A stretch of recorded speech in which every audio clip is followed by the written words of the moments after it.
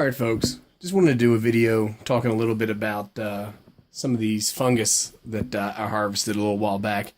And I did do a video when I got this smaller one here. Here's a piece of it. And then I went back to where I found this and I got a couple of larger pieces. And it's kind of a funny story. When I went to get this one, it was very difficult, and I did a video on it to get this off of the tree. It was on a black locust, and I had to actually use a tomahawk that I have, a cold steel tomahawk, to kind of chop the bark to get this off because it was so rooted in. So anyhow, these were a little bit higher. I picked this one because it was about 8 feet off the ground. These were about 10 feet. And what I had done is I took a broomstick and I took the tomahawk head off of the tomahawk handle and fashioned it to the end of the broomstick, and duct taped, and I used zip ties and everything to get it on there.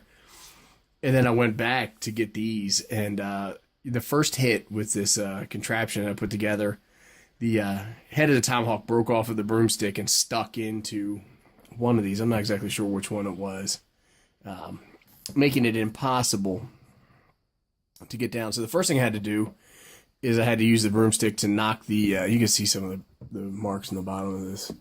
I had to use the broomstick to knock the the head of the tomahawk off of these, these are his cracked cap polypores, and we'll get into that in a minute. But I had to knock the head of the tomahawk off of this, and it fell down, and I had to be careful it didn't hit me, and then I had to use the broomstick to get these off, and it was really, really a pain. And there was many more of them. I didn't harvest them all. At one, I didn't need them, and then the second thing is it was just such a pain in the ass that I didn't want to pull them down. And you can see these have some lichens and some moss and stuff that grow on them, but they were very, very firmly affixed to the tree. It was very difficult to get them down. So anyhow, these are what is called a cracked cap polypore. It's a fungus. It's different than a gilled mushroom or a gilled fungus in that they have a very porous, soft, velvety bottom. And when you take a look at the side of this, you can see these ridges, and so these pipings or pores are where they drop their spores out and they come out the bottom. And they have a very, very, very hard surface and a very woody texture. When I first saw this one, and I think I mentioned in the other one, I thought that it may be a tinder fungus, and I thought that it was potentially a red-belted or red-banded polypore. Going back and doing some more investigation, I'm pretty sure these are what's called a cracked cap polypore. These are all off of black locust trees, and I've actually seen these 40 miles away from where these were harvested. The exact same fungus attached to black locust trees. And they're a little bit different than like a tinder fungus or a false tinder fungus. I've seen some videos where folks have used these. For example, maybe they put a divot in here and use it as a bow drill to start a fire. These I harvested at the end of December, and we're now in March, so it's been a long time. And these are supposed to work very well as a way to transport tinder, or you can grind this up and you can use it to take a spark off of a flint and steel or a ferro rod or something like that. I haven't used these for anything, and you can see this one's really beat up from trying to, basically had to knock it off of the tree.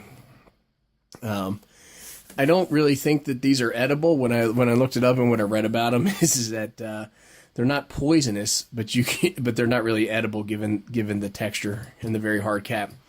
Now, when you take a look at some things like a tinder fungus or a horseshoe fungus that grows on a birch tree, a lot of folks will peel this barky layer off, and then there's a little bit of a velvety piece that you can soak in water and process and produce something called amadou, which is a fire tinder or a nice way to start fire. These are very different from chaga because I don't believe chaga is considered a shelf or a bracket fungus, which these things are. So anyhow, just harvest them. I'm going to do some testing, some playing around with them this spring and summer. Maybe attempt a bow drill fire with one of them. Maybe grind some up and see how it takes a spark. What I do have here is a very small piece of one of them, and I figured we would just see what would happen. And I've never done this, so I don't know what to expect. I don't know if it's flammable or what would happen or what to expect.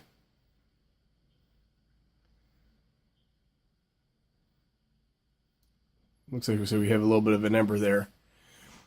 And I would assume that that ember is going to take a while. Now, I don't know if that would take as easy off of a ferro rod or whatever type of ignition source. But you can see that that'll probably burn for some period of time.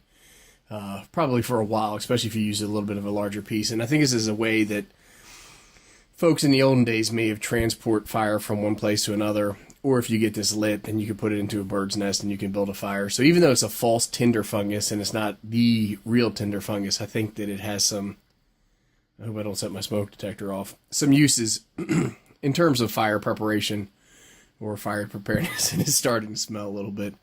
I don't know what I'm going to do to put this thing out. But it's glowing red, and it looks like it would do the job if you needed it to. So anyhow, I wanted to... it's starting to smell up in here, so I'm going to have to end this video. And I just wanted to do a quick video, do a follow-up. I said I would show everybody this this crack cap Polypore and talk a little bit about its uses. In the future, if we do any more fire tests or anything like that with it, I'll make sure to videotape and post it up. So thanks, everybody.